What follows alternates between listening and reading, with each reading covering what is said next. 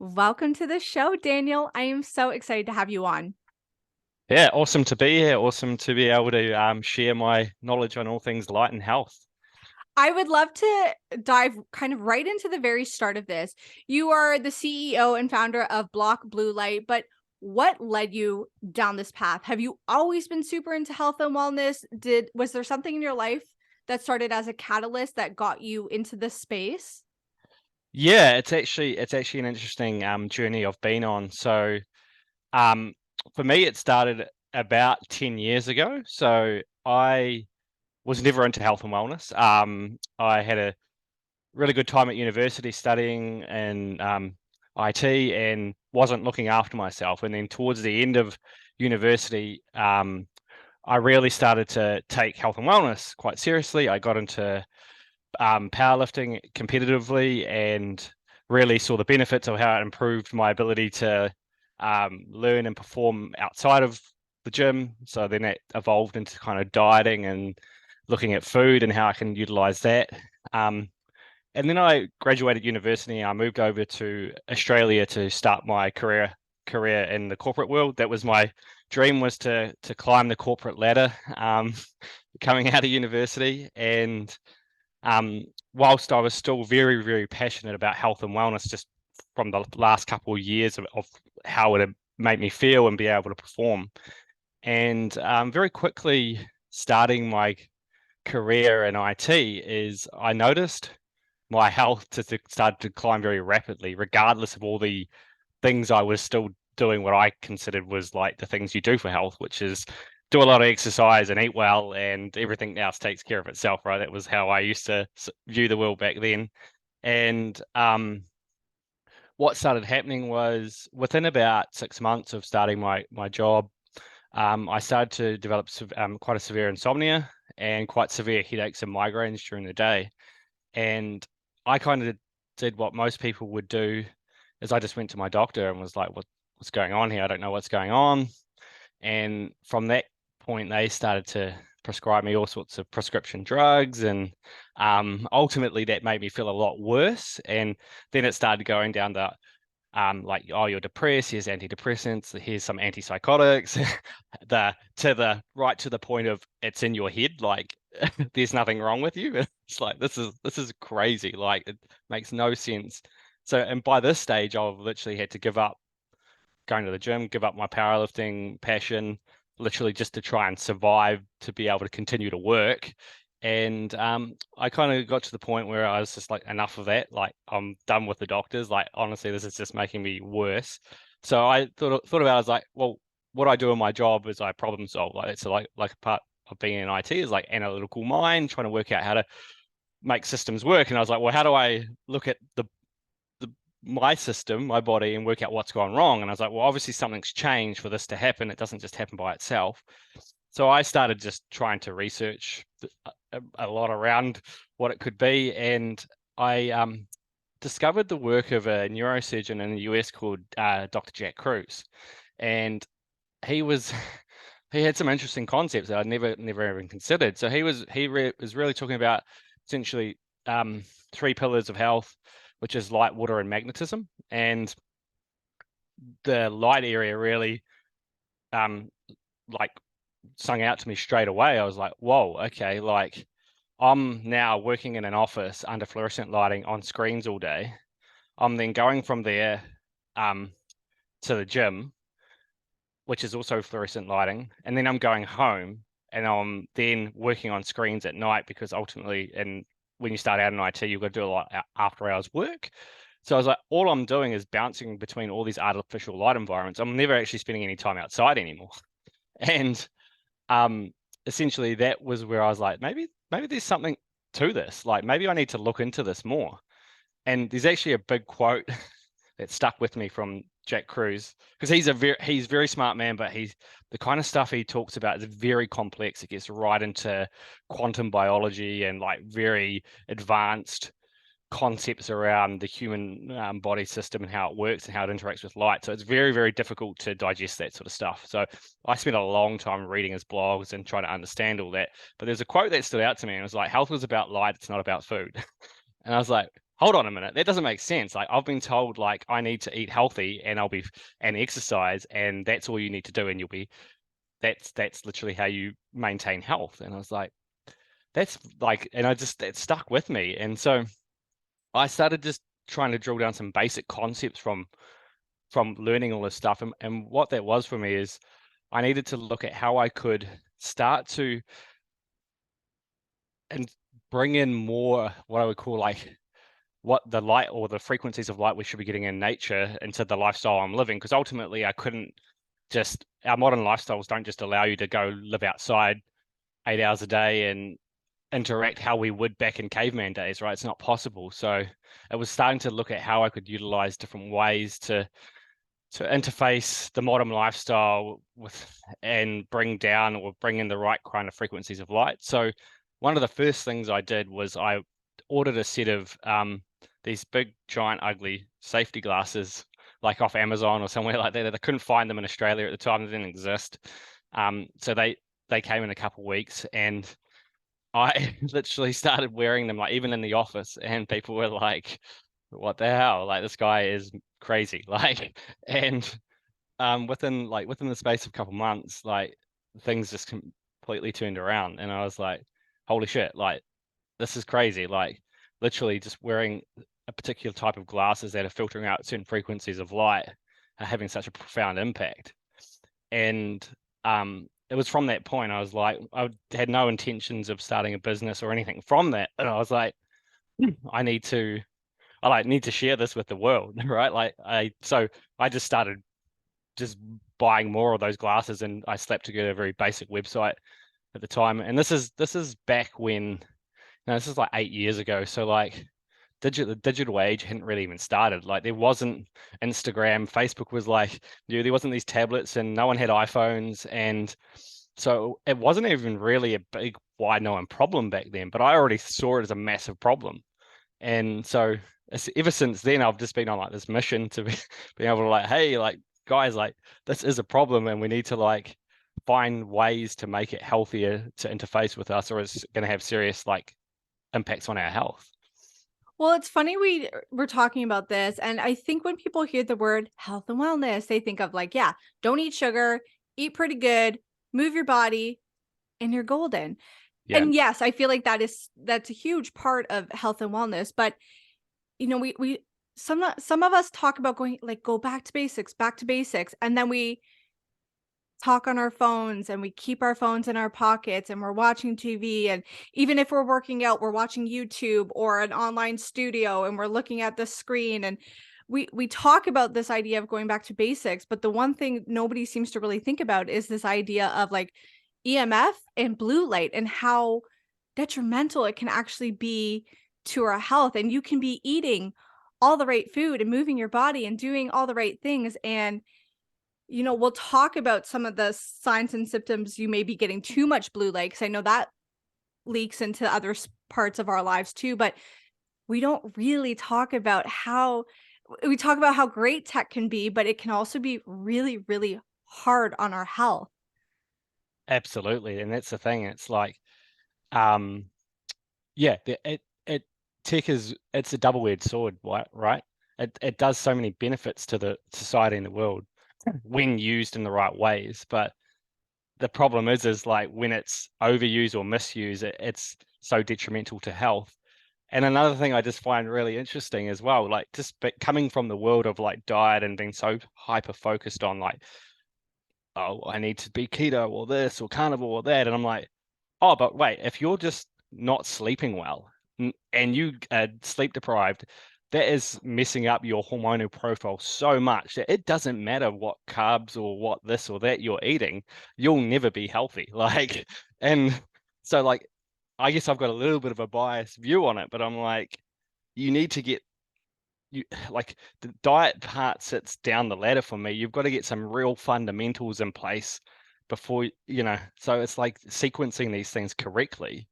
And I'm not saying diet doesn't matter. It absolutely does, because you could have the worst diet in the world and do all the right light things, but you still won't be healthy, right? But like it's about like getting them in the right sequence and getting them all to work together to then like achieve like health, right? And like there's a whole other piece, like the stress piece and the mind and all that actually interfaces into it so importantly as well, that is what I believe is like seriously overlooked as well.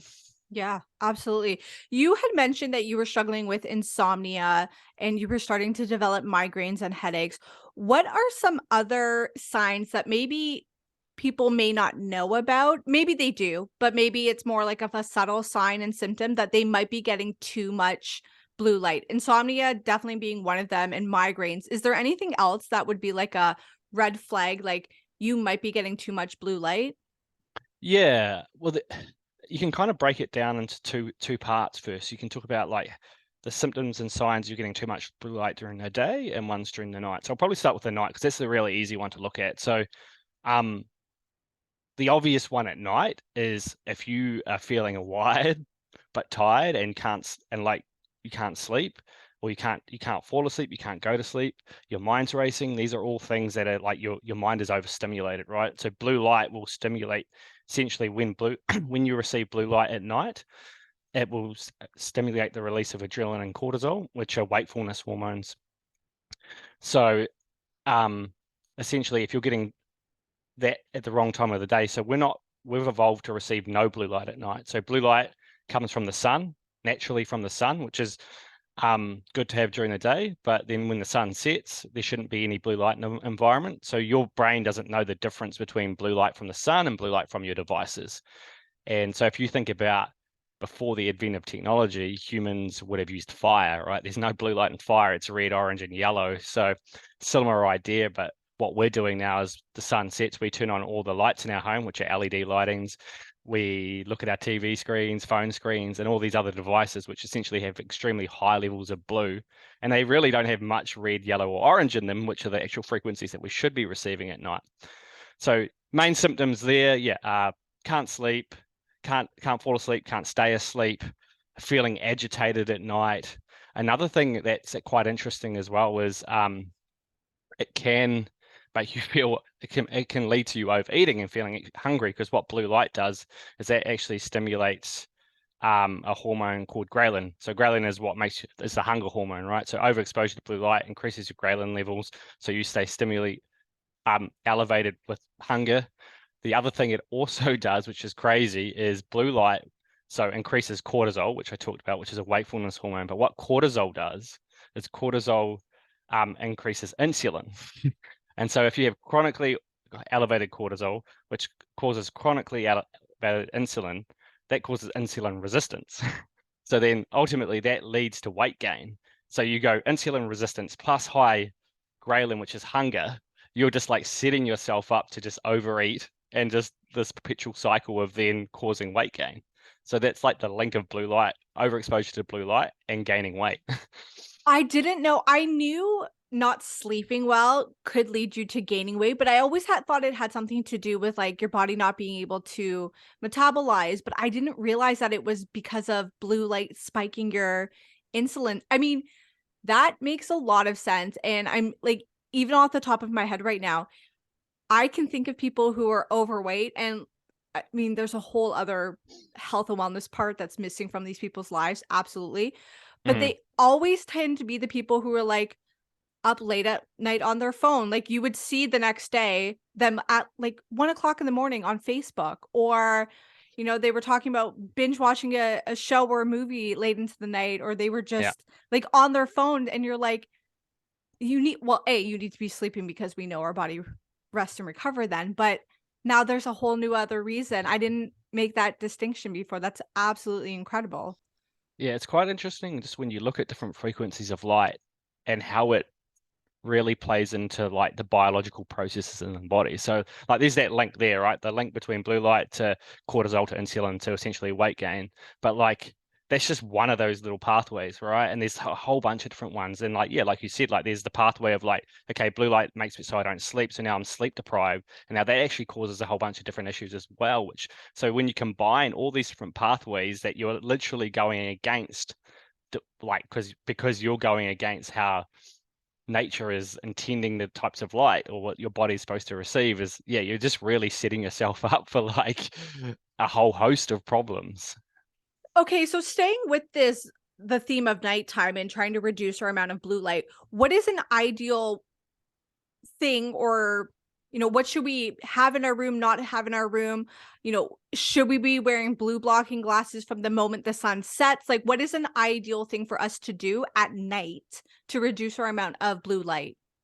Yeah, so the quite interestingly, so yeah, we've got glasses and stuff like that. One of the biggest things you can do, so one of our biggest exposures in the evening is not only the screens and stuff, it's actually all the lights in your home. Like no one lives in the dark anymore. Like we're in like this over illuminated world. If you look at how many lights there are in your home, and most people turn them all on, it's actually quite crazy when you look around. Like we walk past houses and it's just like beaming with like bright white light. So one of the biggest and most like profound changes that you'll have not only on yourself but everyone in the household is to start looking at how you can alter or change the lights you're using in your home. So it's like looking at ones that actually have the blue light frequencies removed for the evening. So that's one really big impact change that will help. That doesn't help avoid the screens and the close proximity of them. So that's where a set of glasses comes into play. But you've got to be careful with the blue light glasses because there's a lot of like these clear lens ones on the market and like cheap Amazon ones that will say like they're blue light filters, but the reality of it is you need to block 100% of the blue light, and you need to have a proper like verified lens that has like spectrum reports to verify it actually blocks 100%. Because what would happen if you say had a lens that most of those ones block around 5 to 20%, but if you even had one that blocks say 90%, if you're sitting there on your phone and 10% of that blue light's still coming through, that's enough of a biological signal to the brain. Well, there's blue light in the environment. That means the sun is still somewhat up. So that will ultimately suppress your sleep hormone melatonin. It will stop you from actually coming into the rest and digest state. So having a set of glasses that are going to block 100% of blue light, timing wise, like there's kind of two ways you can look at it. You could either put them on just after sunset, so that's kind of replicating nature. The only issue with that sometimes is if you're using a really good set of glasses, it's going to make you feel very sleepy within about half an hour to an hour of that. So depending on your lifestyle, it may not be the best thing to do. Certainly would be good to start reducing the blue light exposure. So maybe if you had some blue blocking light bulbs that you put on, but you didn't put the glasses on yet. Another way with the glasses are either at sunset or at about a couple hours before you want to go to sleep is a really good way to kind of you can play around to play when you want to go to bed, put the glasses on, start completely eliminating your blue light exposure. It's going to allow your melatonin levels to rise, and you're going to essentially just naturally start to feel sleepy. I want to ask about your thoughts too on, I have heard of people switching light bulbs in either lamps or something at nighttime so they don't have like a bright overhead light on, but like switching them to red light bulbs so it's not that bright blue. And I haven't been able to figure out our light switch for our bathroom because I went the same way. I was like, I want a salt rock lamp in here. I want it to be super zen at nighttime. Like, I don't want these bright Yeah. lights, but it's attached to the like any of our electronics are attached to the light switch, I guess, as like a safety feature. So I haven't been able to like find that workaround yet. But I have heard of people switching out light bulbs in lamps and stuff and doing red light as a way to help reduce blue light in their lives at nighttime. Do you have any opinions on that? Yeah. So, well, firstly, like not all red light bulbs are created equal. So that's one thing to look at. So so we've tested it. That's the thing we've looked at. We've pulled this whole thing apart and looked at it. So you could go to the hardware store and buy a red light bulb for probably $2 or $3, right? And the issue with them is they're a red shell, but inside it's this normal light bulb, right? So and whilst that red shell is doing somewhat of a filtering capability, when you actually like look at or analyze the spectrum analysis of it, it's still got a lot of blue and green in it, whilst it looks visually red. So the first thing you need to do is look at, okay, I want a red light bulb, or which it is a very good idea. Not potentially you don't need to go all the way to red. So the red light bulbs block 100% of, if it's a good one, will block all the blue light plus all the green light spectrum. So there is a piece of research that was done to look at melatonin suppression and different frequencies of light. And so what that study showed was it was all of the blue light spectrum, but then it was about 3/4 of the green light spectrum also would suppress melatonin to a lesser degree, but it would suppress it. It was a huge bell curve. And so the bell curve peaked around the mid spectrum of blue, but then all the way down, it came through the green. So based on that, if you're aligning with science, you would go, well, I need to also block 100% of the green light spectrum up to 550 nanometers, or that 3/4 point. So that generally warrants a red light bulb. The question is, with a red light bulb, is it practical to use when you're cooking dinner and all that? So I like to kind of do it twofold, where you use something that's blocking just the blue light frequencies for the early evening. So that's a warm amber, like candlelight kind of color. And then you shift over to a red light bulb that kind of 1 to 2 hours before, like bedside lamps and stuff like that. When you're kind of done for the evening, you might just be reading a book, or you're just really in that last wind down state. The red is perfect.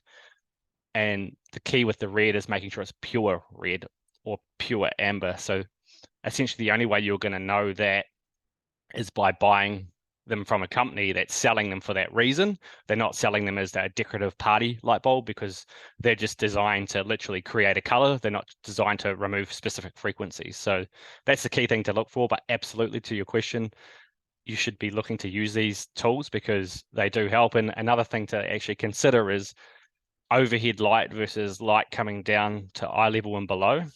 It's another biological trigger in the brain, because overhead light, blue light, the sun, light at eye level and below with red, fire.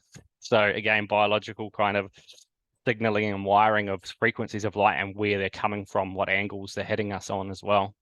See, we keep talking about going back to basics, and there's so many things in our biological bodies that it's like the sun overhead, fire low to the ground. Like that makes total sense. Yeah. And that's totally going back to, the dawn of time and when we lived without technology. And I it's like we're not saying turn off the lights and start a fire in your home and look at that. It's like, how can we still use Mhm. technology to almost replicate or simulate it in a certain way, so our brains take it in like you are, in a way, going back to basics in nature, but not having to go back to literally with fire. Live like cavemen Yeah. or cavewomen, I guess. So let's switch it over to daytime. So many of us work in offices or under fluorescent lighting, or we work in malls, or we're on our phones checking things, social media, texting, talking. How can we be super preventative about blue light in a practical way? And how much of it should we or should be allowed to be getting a day before it starts to become detrimental to our health? Cool. Yeah, so the daytime puzzle is a harder one to control, because most of us can control our environment at home. We can look at the tactics with the red lens glasses and the light bulbs and all these other things, but when you're in an office, you can't control all that lighting. You're not really going to wear, like what I did. I wore some big ugly glasses because I didn't really care what people thought, but most people probably won't. So you've got to. It's a little bit more tricky to look at how we can control our light environment during the day. But basically, during the daytime, most of us are in offices or indoors under either LED or fluorescent lighting, which is very, very, very high in blue light, quite high in green, with very little red, yellow, orange, red, and all the restorative wavelengths. So what we really need to look at doing is, so the issue with that, to start with, is you're taking a very narrow bandwidth of blue light. Now, when you look at blue light versus, say, the red lights, it's a shorter wavelength. So a shorter wavelength carries a higher amount of energy in it. Higher amount of energy coming into your eyes and skin in isolation will cause oxidative stress, damage, and breakdown, because it's not counterbalanced with the red and the longer healing wavelengths. In nature, everything is in balance, right? So if you go outside, the frequencies of light change throughout the day, but ultimately they are very balanced. So there'll be high levels of blue light. So this is quite an interesting argument, because you'll get the people that go like, oh, blue light's not a problem. There's no research saying, like, the sun emits blue light and it's not damaging us. And it's like, yeah, the sun emits blue light, but it also emits all the other colors of the spectrum in balance, right? So when you're getting them all in balance, it isn't causing damage. It's actually causing a lot of beneficial processes in the body. So blue light during the day is responsible for mood and energy regulation. It's responsible for serotonin, dopamine production. It's responsible so the serotonin production actually is what is then used later at night to produce melatonin. So you actually need to get adequate amounts during the day. So the answer isn't put on a set of blue blocking glasses during the day and block out blue light from indoors, because that will then tell your brain it's nighttime during the daytime. So first of all, you're confusing the brain because it creates a circadian rhythm mismatch. So your brain is wired for day-night cycles, right, on a 24-hour cycle. And so you put on a set of glasses that block out all blue light, it goes, well, oh, the sun is set, cool, it's nighttime, even though it's potentially the middle of the day. And then what that does is you don't get enough blue light, that drops down serotonin, dopamine. So that then ultimately lowers your mood, lowers your energy levels, lowers your motivation. So over time, if you start to reduce too much blue light during the day, you're actually going to do probably worse off with a whole bunch of other problems. So what it's about during the daytime is looking at your environment and going, okay, I'm getting far too much of these frequencies of blue light. How do I just bring it down to kind of what would be more normal levels where it's not having such detrimental impacts? So ultimately, we can't change the lighting in the office. So what we need to look at it is a set of glasses, but they need to have very specific specifications to filter very specific frequencies of blue light. So this gets a little bit technical, but I'll break this down a little bit to make it easier. So blue light is a range. It's measured in nanometers of wavelength. So it starts at 400 nanometers and it finishes at 500. That's the full spectrum of blue light. So you get that all outside in even amounts. Indoors, LED lighting, digital devices, they don't emit the full spectrum of blue light. They emit 455 nanometers of blue light. Huge, big, narrow spike of 455 nanometers. So when you're wearing a set of glasses, blue light glasses for the daytime, they need to focus on that 455 and they need to bring that down. So the issue you've got is if you go out to the marketplace right now and you look for a set of blue light glasses for the daytime, like the clear lenses, first of all, you probably wouldn't find the specifications of what they're filtering. What are they filtering? The 455 nanometers? Are they filtering what? I would just say like blue light filters blue light by 20%, 10%, 30%, right? Well, what does that mean? So we actually looked at all this and broke down and got our devices out and measured it. And the reality is most of the glasses will use this reflective coating. You've probably seen it where it reflects a bit of blue light off them, or you've seen like people wearing them. There's a little reflective coating, and you're like, oh, well, those are blue light glasses. They're reflecting the blue light off me and not coming into my eyes. Now that technology can really only filter blue light up to 420 nanometers. So it can't even get to the 455 nanometers where it all matters. So you could filter 100%, 50%, anything at 420, 430. You're not actually getting exposed to that from the digital devices because they're emitting 455 nanometers. So it really comes down to the details and what you're using to help bring down those levels. If your glasses aren't filtering blue light by at least 40% at 455 nanometers, they're really not going to have very little impact in protecting you against the overexposure from the screens, the lighting, and everything else that we're getting from the indoors. So it's quite, I know it sounds quite technical, but it's actually a very, very important part that most people would overlook because they're too busy looking at the different frame styles and the what's going to make me look awesome with my Instagram selfies and stuff, as opposed to like what it actually matters is like the specifications of that lens you're using.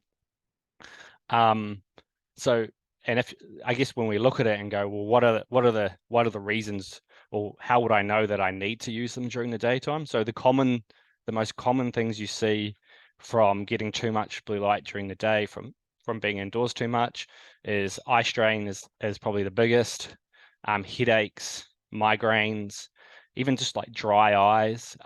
Another one is, which is an interesting one, people like, it's a common thing because, like, you know, I used to work in an office for a number of years, and a common thing people would say, like, I wore glasses all the time. Most people wouldn't, like, oh, I just feel so like zapped at the end of the day, and it's because the blue light coming into your overexposure to blue light is raising your cortisol and adrenaline levels so high and keeping them chronically elevated that it just runs the brain out, like it's just overworking it. So you feel zapped. So like those are other symptoms. So like wearing the glasses will really help trying to reduce the migraines, headaches, eye strains, sore eyes. But it will really, you should see like one of the biggest things we see is like, oh, I feel fine at the end of the day. I don't feel like I've just been drained from staring at a screen all day. I feel like you'll appreciate this in kind of a humorous way.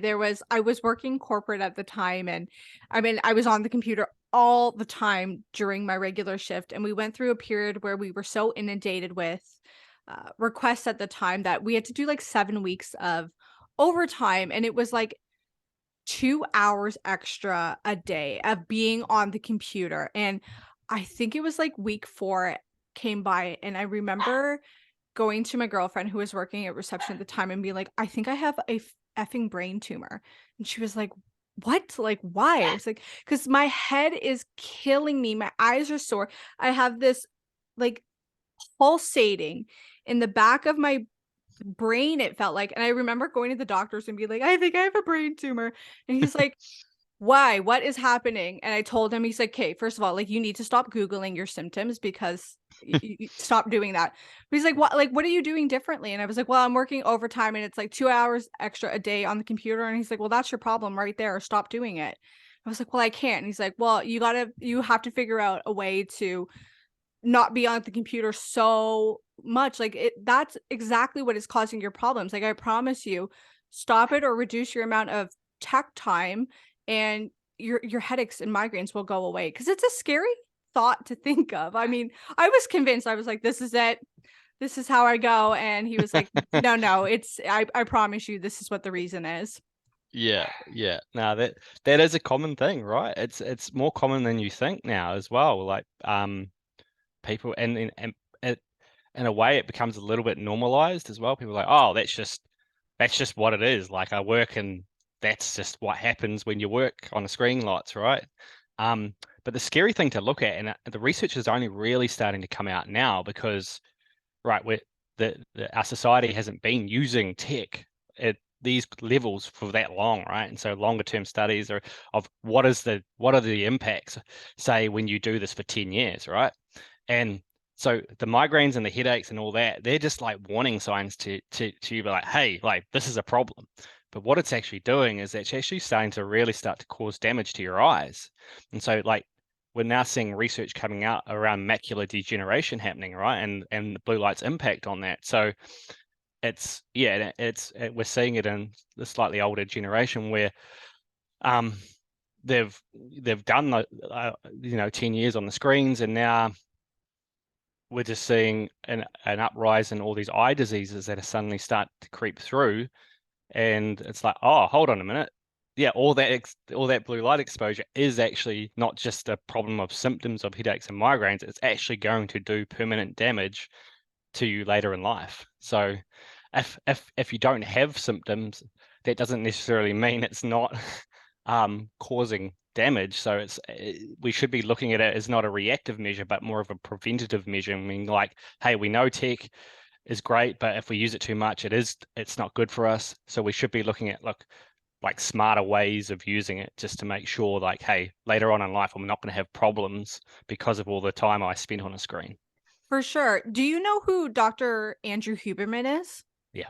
Yep. Yeah. Big time. I remember listening to him on a podcast talk about, because I think he was talking about at one point like light optimization and how we can use light for both good and not so good. And he was saying that constant exposure to like blue light actually changes like the retina of your eyes and causes the degenerative Yep. disease. And he was saying, like think of kids who are like, you have toddlers now who know people or parents are so happy because their 2-year-old knows how to control their iPad and stuff. And he's like, this is not a good thing. Like you're doing so much damage to their eyes and stuff. And he was talking about, if you are on a screen a lot, like a lot of us can't help it. We work, that's our lives. But, try to I think he was saying like every 20 minutes or something to like literally stare off into the horizon. And that will kind of help reset the eyes, and that they're not doing that degenerative, like Yep. almond shape of the eyeballs, which is like, that's wild to think about. And that's also something that doesn't happen overnight. This is a long-term thing that I feel like is somehow even worse, because if it is overnight, you can kind of stop it, I think, if it happens, but when it's so long term and it compounds, I almost feel like maybe too much damage is done by the time you realize you have those symptoms and signs. Yeah, that's it, right? Like once you get to that point, it's like all the tools you're using now are just like to stop it getting even worse. Like the damage is being done, like to try and reverse like 10 years of overuse of screen time. It's probably going to take another 10 years of like not having an overuse of screen time. But an interesting pathway as well to look at beyond the damage to the eyes and stuff is and this actually falls into like um how we consume tech now, is the blue light exposure actually um creates a dopamine pathway, right? So dopamine is the reward system. So blue light will give you a shot of dopamine essentially. So what's happening, if you think about it, why everyone's addicted to tech, right? Because they're literally just getting big doses of blue light constantly. And so what that does is eventually, if you continue to boost your dopamine over and over, you become like in a way like dopamine resistant, right?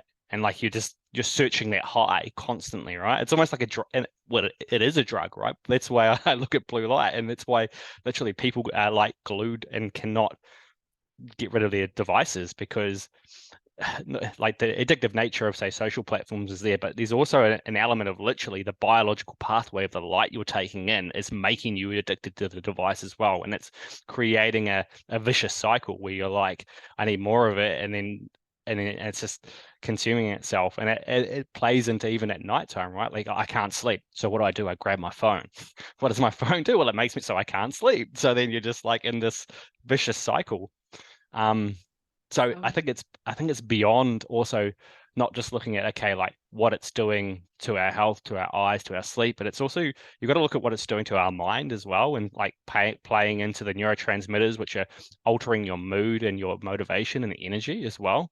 So yeah, there's a lot of different factors to look at how powerful such a overlooked thing can actually be, and how it interfaces with our whole life, and how we feel and how we act and everything.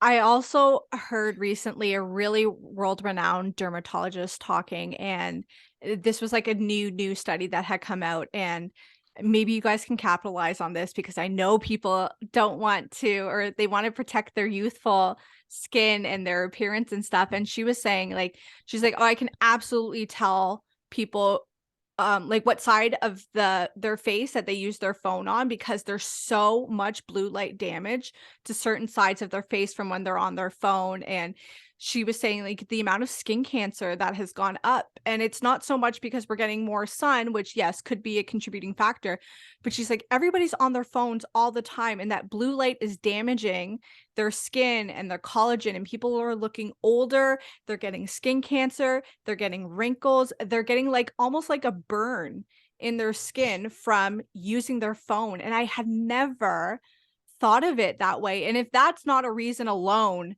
to take Yeah, care of things, like, right, like even if it's like a truly vanity thing, you're like, that, I mean, yes, the brain and everything like is huge and people want to protect that. But I think if you can even think of like your physical appearance could be changing from lights, and like that is also something to be mindful of, if not for your overall health. mm. Yeah, well, the skin is actually really, really interesting, because there is a lot of emerging research coming out around the skin.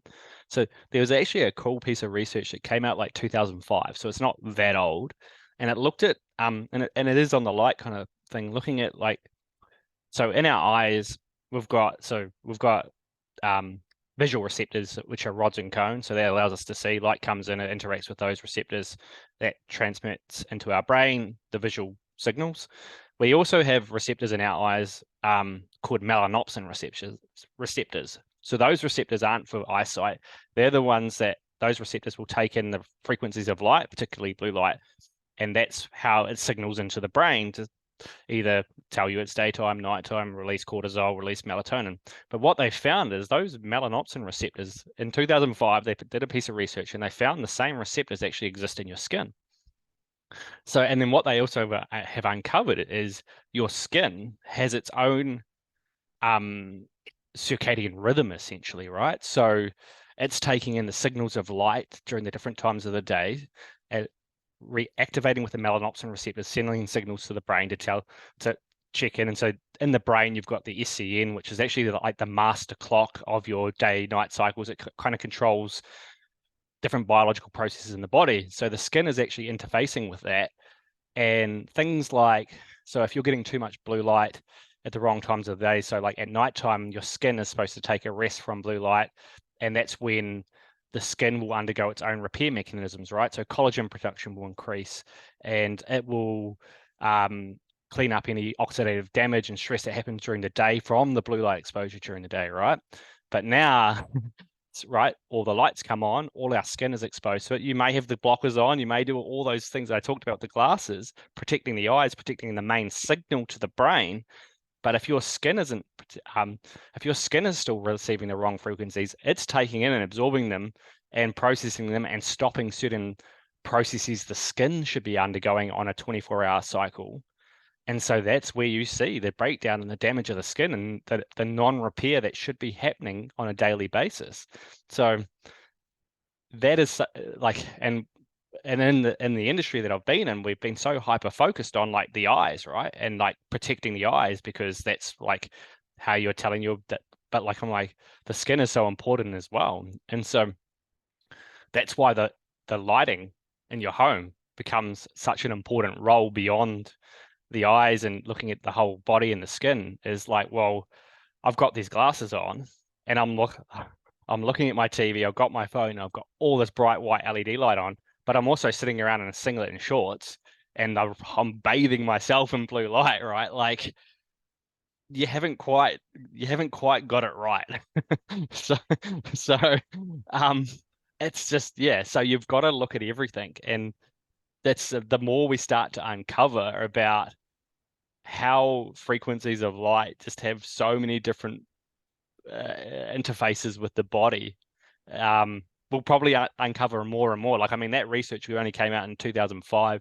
They only discovered the melanopsin receptors in the eyes in 1998. So, like, we're not talking like this is all, within the last 20 years sort of thing, like this research. But then we've also got that research coming out, not so long ago, but the evolvement of technology is just on this massive parabolic curve up. And I don't think the people creating the technology are considering what the impacts are on human health. And quite an interesting one, I like this one as well, is you'll notice the shift, even in like the last 5 years, like the old incandescent light bulbs have kind of been moved out, right? They've been shifted on. LED lighting is the way to go. It's green, it's good for the environment, it's long life, it's low energy, right? And it's got to a point, even in the US, where it's illegal to buy incandescent lighting, right? It literally got banned from being imported. And when you actually look at incandescent lighting and the spectral output of it, and it's a really good light. It's amazing for your health. Like, it's got very low amounts of blue light in it, and it's got lots of red and infrared light. So that's the heat that comes off the bulb, is the infrared. That's such a good light source, right? Like, I get it. Like, it's not like it is a little bit higher in energy consumption, but this big shift to like sustainability, good for the planet, good for the environment, human health has been completely not even considered in this. So we've just shifted all of the lighting in our environment to this like green lighting, but have completely not considered the impacts it has on our health. There's somebody else I was a big fan of him. He went off on a rant and it kind of lost my vote of confidence. But before that happened, he was a huge fan. He's like, I don't have any LED in my lights. I went back. He's like, I had to go to like the black web, the black market, and find like incandescent light bulbs. But he's like, Yeah. no, I swapped out everything because he is the same way. He does not think LED lights are beneficial at all to our health. And I mean, what he was saying his cost difference was for the incandescent light bulbs to LEDs, he's like, I might spend like $25 more a year on it. And yes, there was that whole like, is it more sustainable and stuff? And he's like, that's an argument. But he goes, health reasons, like, I'm not going to be around long enough to help make an impact if I'm being bombarded by all this LED lighting, on all this blue lighting and all this technology. Like, I'm going to do my part so that I'm the healthiest version of myself, so that I can make a big difference in the world and, do all these things. So I would actually love if you kind of talked about it, but can we like put the cherry on top of people? People are probably already like, oh my God, what else is going on in my house that I need to worry about? Can we talk about LED lighting and maybe why that's not the most beneficial for people to have in their lights because of is it the flicker that's the issue? Yeah. Yeah. So yeah, I can talk about LED lighting. So when I say LED lighting, I would caveat that with like conventional LED lighting, because essentially, full disclosure, I sell LED lighting, right? But like so LED stands for light emitting diode. So that's like the terminology we kind of place on all this kind of lighting we use. But like that a diode, light emitting diodes can be made to be healthy if you just look at what's wrong with them. So when we talk about conventional LEDs, which is pretty much 99% of the light exposure we get from street lights, car headlights, phone screens, computer screens, all the lighting in your home, anything now, it's pretty much all moved to that kind of technology. There's three main issues with it. So the first one we've kind of already touched on, which is the output of the light, very, very high in that 455 nanometer blue light, no red light, no beneficial frequencies in it. The next is the flicker. So flicker is it's more called like invisible flicker, because you can't really see it. Well, if you can see it, that's a big problem. But if you most of the time you can't visually see it. But what it is the light itself is turning off and on very, very quickly at about 120 times a second. The reason it's doing that is the electricity coming into our homes is AC electricity, or AC mains, which is alternating current. So what that means is the electricity, the way that comes from the substation to your home, it can travel such a long distance as they pulse it down the line. So it's pulsing at 120 times a second. Now, with the older style lighting, the way to kind of think about incandescent versus LED, it's like analog versus digital. So the incandescent is a heat source lighting. So what that is it's the electricity is coming in, it's heating up a filament, and that filament's like burning essentially and creating light, right? So the pulsing electricity coming in, the whole filament doesn't shut down and turn back on because it's pulsing so quickly, it doesn't lose its heat. But with an LED, it's a digital light source. So when it's got electricity, it's on. And as soon as it doesn't have it, it shuts itself straight off. So it's just going on, off, on, off, on, off very, very quickly. Your eyes can't see that because beyond, I think it's 60 frames a second, your eye can't actually see the flash. But what's happening is your brain is actually processing a light turning off and on 120 times a second. It's essentially making your brain work overtime. It's causing neurological stress on the brain. It's going, what's going on here? In nature, back to nature again, the sun is a direct current source. It just continues to produce light. It doesn't flash on and off. There is no such thing as flashing light in nature. It's all like fire, all of that is all direct current, continuous light source. So you've got the blue light frequencies causing the headache, eye strains. You've got the flicker causing neurological stress as well. So it's like those two combined. Like if you had like a perfect light source that didn't have the blue light but had the flicker, you'd still probably have a lot of those symptoms going on. Now it is possible. So first of all, it is possible to manipulate their light source to be flicker free and to have, well, either the right levels of blue light or no blue light, depending on the day, right? And still be an LED light source that is low energy, long life, just all those great things that we look for in lighting. The issue is cost. And this is like one thing we looked at and we're like, well, why is this happening? Why aren't they just producing these things to be healthier for us? And it comes down to the price. First of all, to like it's the diodes to create the white light. It's just cheaper to use these ones that have a high spike in blue, so they just use them. The flicker issue, you need to have very specific componentry or transformers inside the LED bulb that will take in that AC current, manipulate it, and then deliver a direct current source to the actual light emitting diode. So essentially it's buffering a bit of like energy inside the bulb to deliver it into the light source. That's all expensive, so they don't do it. And it sort of comes down to the way I like to say is like, oh, if you can't see it, it's not a problem, right? Like most people are like, oh, well, I don't know what you're talking about. There is no flicker. All my lights are just on, but I've got all these symptoms, but I can't physically see anything. And that comes down to the third thing with lighting, which is EMFs. And this is another one where like you can't see it, right? So is it a problem? Is it harming me?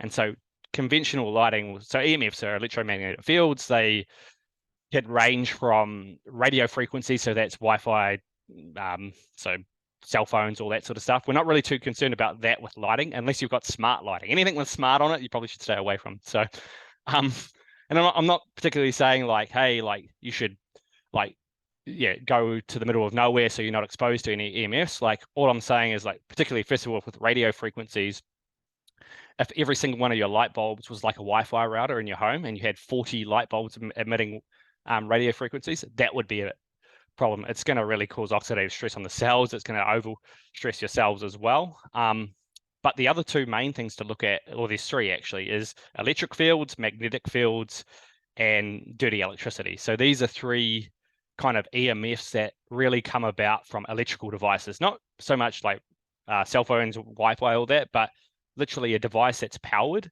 will emit fields from it that are to do with electricity.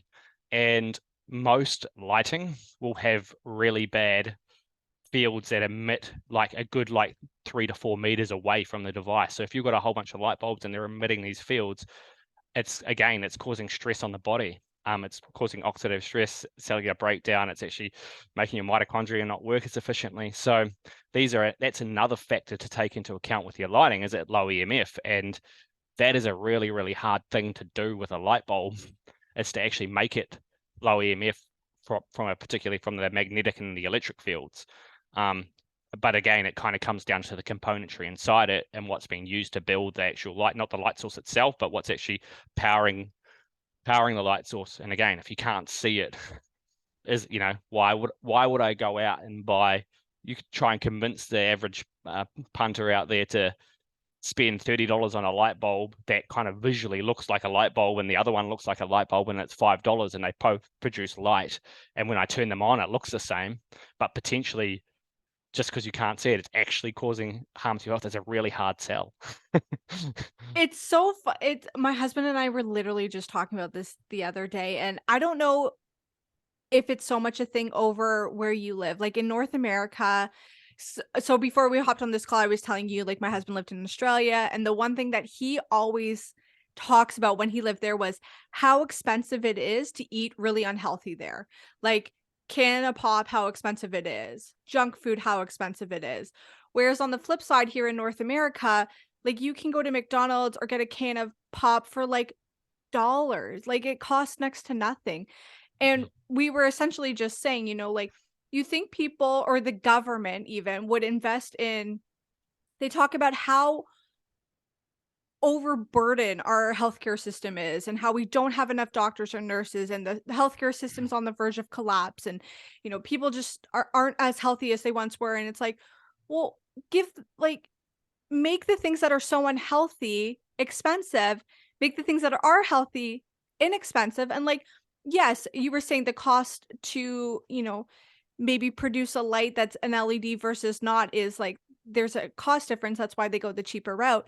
But it's like such a long-term thing, right? If they invested in giving us light bulbs that didn't cause all these things, you would notice that your society flourishes because they're not overburdened with all these healthcare problems. And then, you know, leaching into it costs more money, I think, in the long run when you have people who are on sick leave or disability, or they can't work because they're having all these health problems. And then, you know, they're burdening the healthcare system, and you can't pay your doctors or your nurses enough, and people are burning out. It's like, well, these seem like they might cost a little bit more upfront initially, but it's like a long-term thing. You're gonna make your country or your society like healthier overall individuals. And isn't that the ultimate goal? But Yeah, that could it's be a whole interesting. podcast episode on It's in it's itself. it's it's it's very interesting. Yeah, it seems like we're so short-sighted about like, oh, hey, like what can we do right now to have some kind of, to make it look like there's a change, but like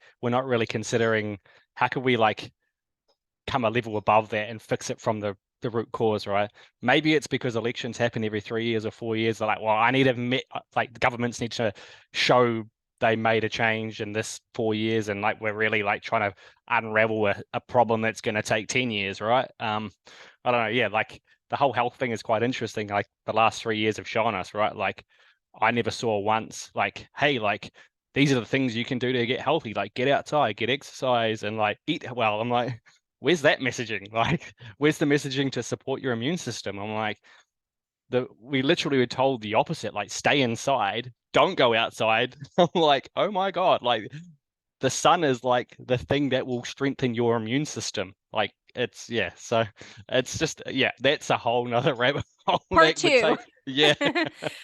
What are some things that you do in your daily life that help to limit your exposure? There's things that we can't help, if we're going into a building or something, or we're shopping, Christmas shopping at the mall, or, I know everybody's doing it from home these days, but you know what I'm saying? Like, do you have like a protector on your phone, so at least that way you're protecting yourself? Are you putting your phone into red light mode at nighttime? Do you not have any Wi-Fi in the bedroom? Like, what are some tangible things that you do during your day that help limit your exposure, since, we can't always control it? So the biggest thing I do, which is free, completely free, is I go outside. Just as much as like not like live outside. I'm busy and I'm an entrepreneur. I'm on my screen actually a lot, but I just find time to go outside, right? So in the morning I'm outside, normally within 5-10 minutes of getting up. I'm sitting out there in bare feet, just looking at the sun for I don't even have that much time, like 5 minutes, right? That's all I have enough time for at the moment. So 5 minutes is better than no minutes, right? It's enough of that signal coming into the brain that it's daytime. It sets that, it anchors a circadian rhythm. So that's the first thing, like the number one thing, which doesn't cost a cent, is just to go outside. And then it's looking at how we can do that maybe just during the day as well. Like, hey, like go outside for lunchtime, like go for a walk in the morning. Like all these people like allowed to take smoke breaks. Well, can you just go out and take like a light break? Like just say you're going for a smoke. I don't know. Again, I don't like. But then it's like from that point onwards, it's looking at like, okay, like what tools can I use during the day to limit it? And then for me, it's a little bit easier because I work from home, so I've got the ability to control my environment. So I'm in a room with like lots of natural light, lots of windows coming in, so I'm allowing the natural light, which is like offsetting a lot of any blue light exposure I've got. I use a piece of software on my computer called Iris Tech, or there's another one called like F.Lux. So that's a piece of software you can install on your computer. It will you can limit that, you can alter the blue light exposure coming off the screen. It's good. It's not perfect. Because when I talked about like different frequencies of light, like my question is like, I don't know how much blue light it's removing. Well, I do technically because I've got a very expensive spectrometer I can use to look at it, but no one else, the average person doesn't. So investment in a set of like good quality daytime science-backed glasses are really good. So you're looking at a good clear lens or a light yellow lens that you can use during the day, particularly if you're indoors in an office or a mall or somewhere where it's got that real bright white lighting. Like just like limiting it on your screen isn't really going to be enough. But then it's like how pretty much like at a real high level summary, it's like look, and things like you said, like yeah, like altering your phone screen, like it's free. Like Apple night shift mode is like, I call it day shift mode. You should have it on during the day. It's like makes your screen like a yellow tinge, but have that on during the day. So but it's looking at how can you look at all your different devices. Potentially you can't control the lighting, so you use the glasses, bringing down that exposure, but then getting enough of the right light, so going outdoors and getting some of that light. Another, we haven't really touched on this, but another kind of tool you can use, this is more of an investment, is about looking at like red light therapy. So and the idea with that is you're bringing in a whole lot of those beneficial wavelengths. So you can get huge big like near infrared panels, which are very, very good for all sorts of healing and energy optimization, health optimization. They help supercharge your mitochondria to produce energy more efficiently. But even just a smaller one, you can get small little handheld ones or little desktop ones. As like, I've actually got one like which sits behind my monitor, and I'll occasionally turn it on and it's producing near infrared light. I'll have that, plus I'll turn the red light down so it's not blinding my eyes, but that's offsetting all the blue light around you as well. So if you can't bring down that blue light exposure, how can you bring in more of those missing wavelengths? So you're trying to balance it more, trying to tip the scales more in your favor. Those are the kind of the main things you want to look at, really.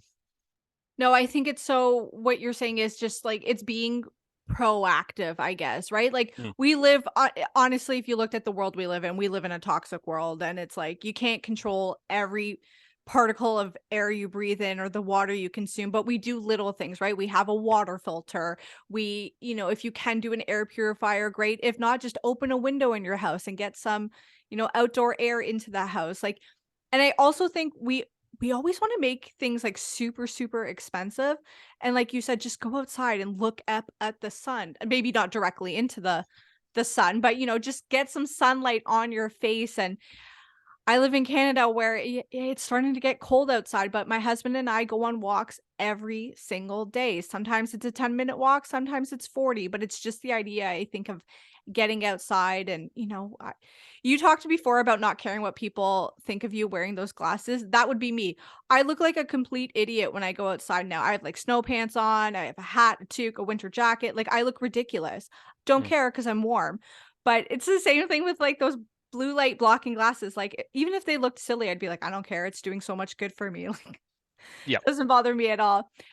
If people were interested in grabbing, some of your products, talk a little bit about, Block Blue Light. What can people get from you? What can they expect if they're shopping on your website and all of that good stuff? Yeah, cool. So we've got quite a lot of resource on our website. So our website's blockbluelight.com. Um, there you'll find a whole range of different products. It can be a little bit overwhelming when you first get there, but like we do try and break it down to make it quite easy. So we've got a whole different range of glasses for the daytime for the reasons we talked about, to just bring those levels down. We've got the nighttime glasses as well. So those are very different things. You don't intermix those two. So people want the solution to, like, I want one pair of glasses I can just use for everything, but unfortunately that doesn't work. So you've got daytime glasses, you've got nighttime glasses, we've got different lens options in there, and we talk all about if you want like the redder lenses which block all the green light, or just the amber ones to block blue light. We've got different levels for different kind of people's needs. Then there's the lighting, which is this is where we've spent so much time in research and development. We've got all different light bulbs. We've got like the can light replacements. We've got pretty much what we've developed on our lighting page is like, think about all the different ways that you interface with lighting at night. We've got a solution for it. We've got motion sensor night lights. We've got book lights. We've got reading lamps. We've got different fittings of light bulbs. So what we've got there is literally, we've got strip lighting, we've got everything. So the idea is you can look at how ways you're using, because you might, for example, you might do a couple of light bulbs, but then you're like, oh, I go to the toilet every night and then I turn on the light, right? And I'm just undoing all this work. So what we've tried to think about is all the ways that different things that people do at night and day, and tried to create different solutions. We've also got lighting for the daytime as well. So we've created full spectrum lighting. So what we talked about with the sun having equal amounts of blue and all the other colors of the rainbow, we've created that in a light bulb as well. So the idea is that's going to help you during the daytime. It's a bright white light, which is perfect, but it's not like a typical LED light we talked about. That also has the ability to change into a night bulb all in the one bulb. So you can, without EMFs as well, without the smart technology. So what we created was, you've got the full spectrum mode, but then you just go to the light switch and you turn it off and then on again, and that actually initiates it to change mode. So then you can change it into from the day mode to like a late afternoon or early evening mode. So it just lowers the blue light down to more like an incandescent light, and then you can flick it once more, and then it'll go into like a full-on orange ambery mode.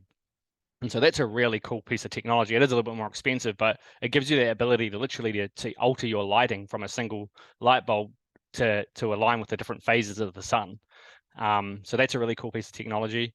Then we've got other things like red light therapy. I've talked very briefly about that. That's a whole nother podcast, but we've got all sorts of different sized red light therapy panels, which is the near infrared plus the red light in very specific frequencies that are very bioactive in the body, and they're not used as like general purpose lighting. They're used in a more of a therapeutic sense. So you're using them like you're standing very close to the device. You're using it for like 10 minutes. It's very, very high powered, and it's having very specific biological benefits in the body. So that's a whole nother area we've got. The last thing we've got, which is my favorite part, is our blog. Like we've got so much educational content on there. That's like a big part of what we do, because it's not only like, hey, like here's all these products, buy them or whatever. It's like, here's like the problem.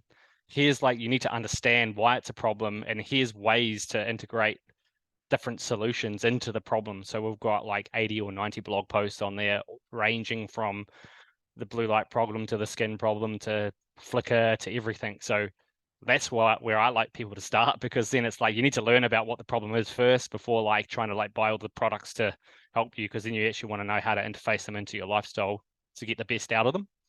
And then lastly, if none of that makes sense, is just reach out to us like on chat, on email. Like we love questions. We help people with like people are like, oh, this is my situation. Like, what's the best thing for me, sort of thing. So we really like helping people in terms of like trying to get the right products to fit their lifestyle as well. What I like about what you and your company are doing is you've not only solved a problem, because I think sometimes there's this fear factor that people put out in the world, like blue light is not good. And then they just leave it at that. And you're like, well, okay, like what does that mean? And what do I do about it? Like Mm. you've provided tangible solutions, and you not only have a backstory of why you got into this, but you're very well researched. You're very well spoken about all of this. It's not just, like you said, you could go on to Amazon and probably buy any of this stuff for very, very cheap. And is it doing anything at all, or have you just wasted your money away? You've actually talked about what you should be looking for when it comes to purchasing even those blue blocking glasses. Like this, you need to look at things like this matters. So I appreciate everything you're doing. Is there anywhere else people can go online? Do you guys have an Instagram page you want to shout out? Anything along the lines of that? Yeah, BlockBlueLight Official is our Instagram page. We do try and like post educational content on there as well. Not as much as we'd like to, but yeah, we do. So we are active on there, Facebook, all the social channels. Yeah, go on there, check us out, send us a DM, send us a message. We'd love to help people out. Perfect. Thank you so much for this conversation, Daniel. This has been so much fun. No worries. Yeah, thanks a lot. Cheers.